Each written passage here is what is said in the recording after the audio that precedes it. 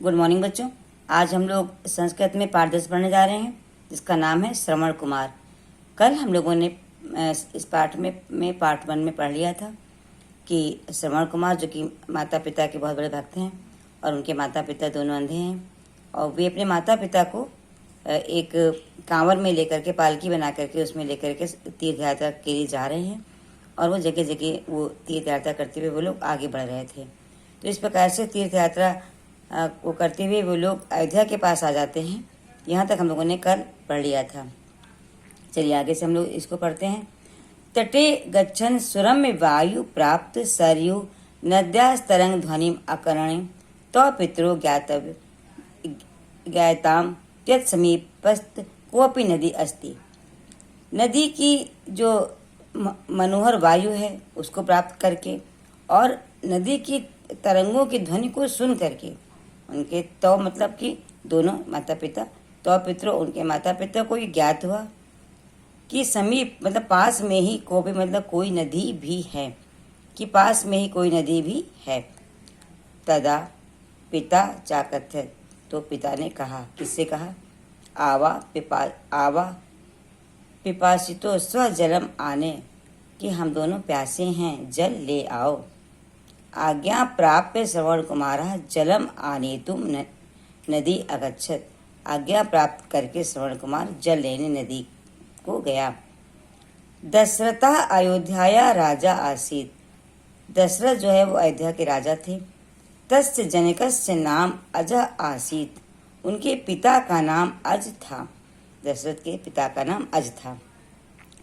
दशरथस्य त्रिशः भार्याः आसन। दशरथ के त्रिशा मतलब 3, दशरथ के 3 पत्नियां थीं। भार्या मतलब होता है पत्नी। दशरथ के 3 पत्नियां थीं।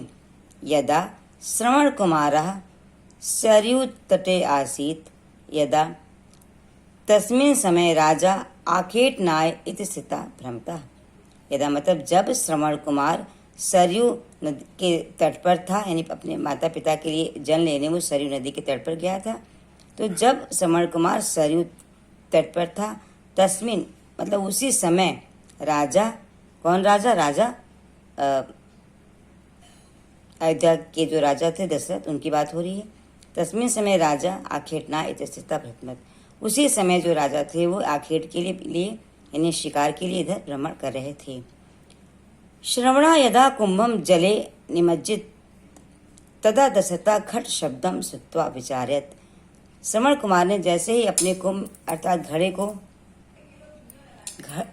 को पानी में डुबोया, तो घड़े में जो पानी के डूबने की जो आवाज़ आई उसको सुन करके दशरथ ने ये विचार किया, ये सोचा, घट शब्दा श्रुत्वा विचार्यत। घट मतलब जब पानी घड़े को पानी में जो डुबोए तो आवाज़ आती है ना कुछ, तो उसको सुन करके दशरथ ने सोचा, को अपि पशु नद्या जलम पीबती, कि कोई पशु नदी में जल पी रहा है।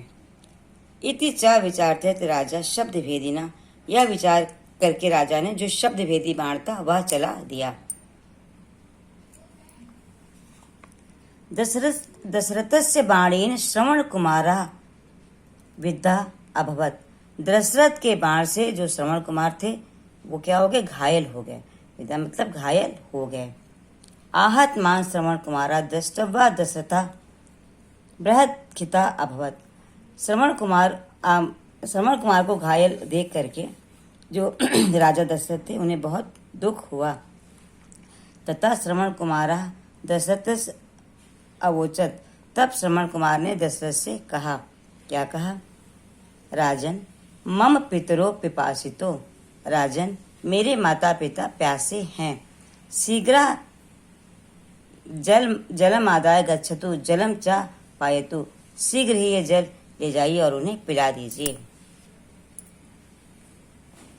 इति वदित्वा श्रवणः मृतः। यह इति मतलब इस प्रकार से, वदित्वा मतलब बोलकर, इस प्रकार से बोलकर श्रवण कुमार मर गया, यानी श्रवण कुमार की मृत्यु हो गई। जलम आदाय दशरथा तयो अंधयो समीपम अगच्छत। जल को लेकर के दशरथ, वो जो उनके अंधे माता पिता थे, उनके अंधे माता पिता के पास आए। राज्ञा पद चापम श्रुत्वा समरस्य पितरो अवताम। तो श्रवण कुमार की तो मृत्यु हो चुकी थी और दशरथ जी वो जल लेकर के श्रवण कुमार के माता पिता के पास आते हैं। तो राज्ञा पद चापम श्रुत्वा, राज्ञा मतलब राजा के पद चापम मतलब पैर की आवाज़ को, श्रुत्वा मतलब सुनकर, राजा के पैर की आवाज़ को सुनकर के श्रवणस्य पितरो अवदताम, श्रवण के जो माता पिता थे वो बोले, पुत्र कथम विलंबेन आगता, कि पुत्र इतना देर से क्यों आए हो, मतलब बहुत देर हो गई। तो वही कहते हैं कि पुत्र कथम विलंबेन आगता, इतना देर से क्यों आए हो। राजा अपराधिनेव अवोचत, अब वहाँ तो श्रवण कुमार तो थे नहीं, राजा थे, तो राजा को मतलब ये अपराध बोध हो रहा था, तो वो अपराध बोध से बोले, क्षम्यताम। किस बात का अपराध बोध, क्योंकि राजा के ही बाणों से श्रवण कुमार की मृत्यु हो गई थी और राजा वो जो जल श्रवण कुमार को लेकर के आना था अपने माता पिता को पिलाने, वो राजा लेकर के आ रहे थे। राजा दशरथ और वो माता पिता अंधे थे, उन्हें देख नहीं सकते थे, तो उनको लगा उनका पुत्र ही आ रहा है। तो उन्होंने अपने पुत्र से पूछा कि बेटा इतना देर क्यों हो गई। तो राजा अपराध बोध से कहते हैं, क्षम्यताम अज्ञानात बाणेन योय निर्दोषा पुत्रा मृत्यु, कहते क्षमा करिएगा, अज्ञानतावश अनजाने में ही आपके निर्दोष पुत्र की मृत्यु हो गई। स्वपुत्रस्य मरणं श्रुत्वा तथा च मरणस्य कारणं ज्ञात्वा दुखिता विलपेन वृद्धो राजा शापम अदतात्। अपने पुत्र की मृत्यु को सुनकर और उसके मृत्यु के कारण को जान करके दुखित माता पिता ने राजा को शाप दे दिया। जब उनको पता चला कि उनके पुत्र की मृत्यु हो गई है और राजा ने बताया कि किस प्रकार से हुई है, तो इस प्रकार से अपने पुत्र की मृत्यु को सुनकर के और उनके मरने के कारण को जान करके दुखित होकर के वे विलाप करने लगे और उन्होंने राजा को शाप दे दिया। यथा आवाम पुत्र वियोगेन प्राणान त्यजावा तथैव तुमपि मृत्युम प्राप्यसि। कहते हैं कि जिस प्रकार हम, आवाम मतलब हम दोनों, पुत्र के वियोग में अपने प्राण को त्याग रहे हैं, जिस प्रकार हम दोनों पुत्र के वियोग में अपने प्राण को त्याग रहे हैं, तथैव तुमपि, उसी प्रकार तुम्हें में तुम भी, उसी प्रकार तुम भी मृत्यु को प्राप्त होगे।